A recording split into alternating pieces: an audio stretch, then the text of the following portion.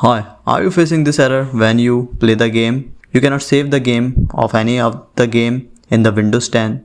Then I've got an easy fix for you. Just don't forget to like the video and subscribe the channel. The first thing you need to do, open the game location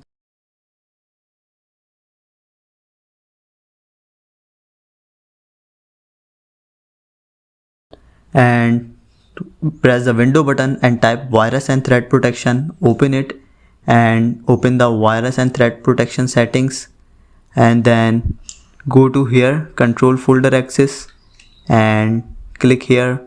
Now add the location of your game here.